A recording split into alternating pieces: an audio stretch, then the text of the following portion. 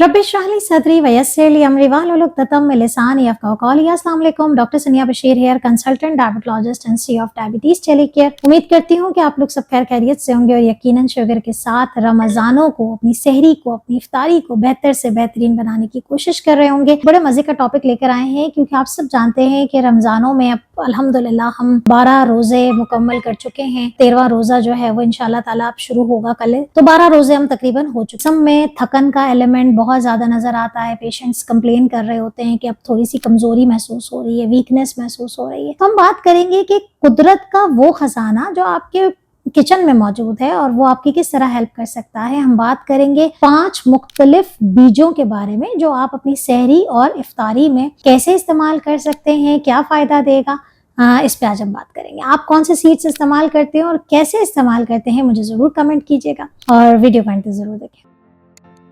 बीजों का ताल्लुक जो है वो मैं हमेशा कहती हूँ कि बड़े हमारी बॉडी में, खास तौर पे शुगर के पेशेंट्स में जो तोड़फोड़ हो रही होती है, जो इन्फ्लेमेशन हो रही होती है, जो जिस्म में सोजिश हो रही होती है, उसके लिए आपके किचन में मौजूद जितनी भी चीजें हैं वो सब फायदे। 5 बीज कौन कौन से हैं? नंबर 1, याद रखें कि 5 आपने जरूर देखने हैं क्योंकि कोई भी एक मिस करेंगे हो सकता है कि आप बहुत कीमती चीज मिस कर दें। नंबर 1 आपका, हम सबका फेवरेट बीज जो इस रमजान में बहुत रेडीली यूज होता है वो है चिया सीड। जी हाँ, बहुत सारे लोग चिया सीड्स को तुकमलंगा से कंफ्यूज करते हैं। चिया सीड अलग होते हैं, तुकमलंगा को बेसल सीड्स कहते हैं। चिया सीड और तुकमलंगा का काम वैसे ही होता है कि वो पानी में भिगो के इस्तेमाल किए जाते हैं और वो फूल जाते हैं थोड़े से। रमजानों में इसका इस्तेमाल जो है वो इफ्तार में करें तो बेहतरीन हो जाता है कि चिया सीड्स अगर आप इफ्तार में इस्तेमाल करते हैं तो एक बड़ा जबरदस्त सा मशरूब बन जाता है। लेकिन वो लोग जिन्हें रोजे के दौरान प्यास लगती है या महसूस होता है कि हमें रोजे के दौरान भूख बहुत महसूस होती है, वो चिया सीड का इस्तेमाल सहरी में भी कर सकते हैं। इसके इस्तेमाल के मुख्तलिफ तरीके होते हैं। इफ्तारी में आप मशरूब के तौर पे इस्तेमाल कर सकते हैं। इसके अलावा आप सहरी में जो है वो दही में भिगो के इस्तेमाल कर सकते हैं। मतलब आप दही में इसको डाल लीजिए और फिर उसको खा लीजिए ताकि इससे आपका पेट भरा हुआ रहे। Chia seed full of fibre होता है, हमारी आंतों में जाके हमारे खाने की जो स्पीड है, जो अंदर हाजमे की जो स्पीड है उसको स्लो करता है, जिसकी वजह से आपके जिस्म में जो खाना है वो बहुत देर तक मौजूद होता है, जिसकी वजह से आपको भूख नहीं लगती है और पेट भरा भरा रहता है। तो ये चिया सीड का बेसिकली फायदा है। जो दूसरा बीज है जो कि अगेन अपनी अहमियत, बहुत इसके अंदर जो है वो अहमियत मौजूद है और बहुत पॉजिटिव इफेक्ट्स है, वो है मेथी दाना। अच्छा, मेथी दाने को हम हमेशा कहते हैं कि ये भी आपके एक तो पूरे दिन की, वो लोग जिनकी शुगर रोजे के दौरान बढ़ जाती हो, जिनकी शुगर रोजे के दौरान बढ़ जाती है और वो परेशान है कि हमारी शुगर क्यों कंट्रोल नहीं होती, वो मेथी दाने का इस्तेमाल सुबह सहरी में जो है वो सहरी करने से पहले इस्तेमाल करें। रात को आप भिगो के रख दीजिए और इसकी जो मिकदार है वो तकरीबन आधी चाय की चम्मच से लेकर 1 चाय की चम्मच, 1 चाय की चम्मच बहुत ज्यादा हो जाती है, गर्मियों का मौसम है, आप आधी चाय की चम्मच पानी में भिगो के रख दीजिए और सहरी करने से पहले उसे पी लीजिए और फिर 15 मिनट के बाद आप अपनी सहरी कर लें। इसका एक इफेक्ट ये होता है कि ये पूरा दिन आपकी शुगर को स्टेबल करने में मदद देती है। तीसरा सीड जो है वो है हमारे पास कद्दू के बीज, यानी कि पंपकिन सीड्स। बहुत वीडियोस बनाई मैंने और हमेशा कहा कि जो कद्दू के बीज हैं वो मैग्नीशियम का खजाना है। कद्दू के बीज के बेतहाशा फायदे हैं। अगर आपने मेरी कद्दू के बीज यानी कि पंपकिन सीड्स वाली वीडियो अभी तक नहीं देखी है तो जल्दी से कमेंट कर दीजिए ताकि हम आपको फौरन से वो लिंक भेजें। कद्दू के बीज को आप रमजानों में इफ्तारी के बाद, तरावी के बाद, बेड टाइम पे भूख लग रही होती है, एज अ स्नैक खा सकते हैं। 1 खाने का चम्मच आप इस्तेमाल कर सकते हैं कद्दू के बीज। कद्दू के बीज अगर आपकी शुगर रात को खाने के बाद अगर बढ़ जाती हो तो खाने के साथ इसका इस्तेमाल कर लीजिए या एज अ स्नैक इस्तेमाल करेंगे तो सहरी में भी आपकी शुगर बड़ी अच्छी और कंट्रोल रहेगी।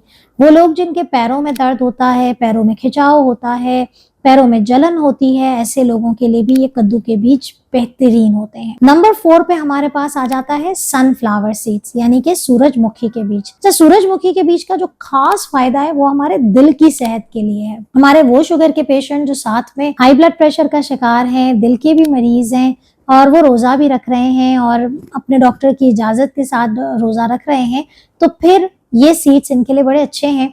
ये भी जो है वो इफ्तारी में इस्तेमाल कर सकते हैं, सैलेड के ऊपर आप छिड़क दीजिए। अच्छा, बहुत सारे लोग फ्रूट चाट इफ्तार में खा रहे होते हैं। याद रखें, मैंने इफ्तार में फ्रूट चाट बनाने की रेसिपी अपलोड कर चुकी हूँ। उस फ्रूट चाट के ऊपर भी आप इस तरह के जो मुख्तलिफ सीड्स हैं उसको छिड़क सकते हैं और वो आप आराम से खा सकते हैं। सनफ्लावर सीड्स का बड़ा फायदा है और इफ्तारी में आप इस्तेमाल करते हैं, आपकी शुगर भी कंट्रोल रहती है, लेकिन सबसे ज्यादा आपके दिल की सेहत के लिए बहुत अच्छा है। इसके बाद एक बहुत बेहतरीन सीड है, वो है अलसी के बीज, फ्लैक्स सीड कहते हैं हम इसे। अच्छा, अलसी के बीज जो है हमेशा याद रखें, लोग मुझसे बारहा कमेंट्स करते हैं, व्हाट्सएप करते हैं कि क्या हम इसे ऐसे ही खा लें। देखिए, अलसी के बीज काफी बड़े होते हैं और हजम करने में तकलीफ देते हैं। आप इसे ग्राइंड करके पाउडर फॉर्म में इस्तेमाल करें। पाउडर फॉर्म में इसका इस्तेमाल करेंगे और आप इसे सहरी में भी खा सकते हैं, आप इसे इफ्तारी में भी खा सकते हैं। ये आपके निजाम हाजमा को भी बेहतर करेगी और वो तमाम लोग जिनको मोटापे का मसला है और इंसुलिन बहुत ज्यादा रेजिस्टेंस है, तो ऐसे लोगों में भी ये फ्लैक्सीड अलसी के बीज बहुत ज्यादा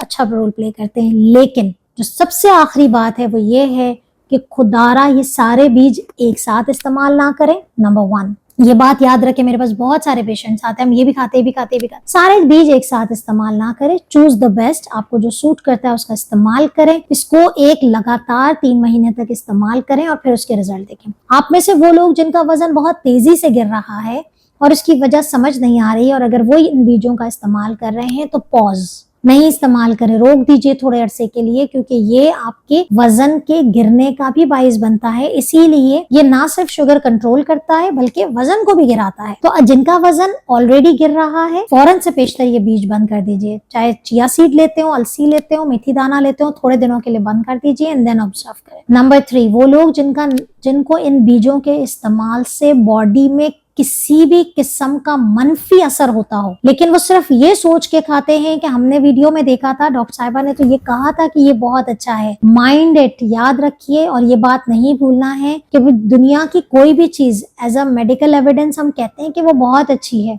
लेकिन वो आपके लिए अच्छी है या नहीं, इसका फैसला जब आप हमसे बात कर रहे होते हैं और जब आप हमारे साथ फॉलो अप में होते हैं और आप हमें बताते हैं, हम आपको बता देते हैं कि नहीं, ये आपके लिए सही नहीं है, या इससे आपको ये प्रॉब्लम हो रहा है। बहुत सारे लोगों को स्किन पे एलर्जी हो रही होती है या मैदे में तेजाबियत बढ़ जाती है। आप इन बीजों का इस्तेमाल ना करें। खास तौर पे चिया सीड और तुकमलंगा के अलावा जो बीज हैं वो गर्म होते हैं, तो इनसे ये चीजें पैदा हो सकती हैं। तुकमलंगा और जो चिया सीड्स हैं वो निस्बतन ठंडे होते हैं। इसके अलावा द लास्ट पॉइंट जो बीजों के हवाले से वो ये है कि ये बीज शुगर का, ब्लड प्रेशर का या दिल के मरीज का इलाज नहीं है। ये खुराक में कुछ ऐसी चीजों का इस्तेमाल है जो आप अपनी रूटीन में अच्छे हेल्दी स्नैक के तौर पर या अपनी खुराक में इसको as an add on therapy इस्तेमाल कर सकते हैं। कहने का मतलब ये आसान अल्फाज में कहती हूँ कि इससे इलाज नहीं होता। ये जो आप रोजाना खा पी रहे हैं उसमें बेहतरी लाने में और अच्छी चीज आपके जिस्म में जाए,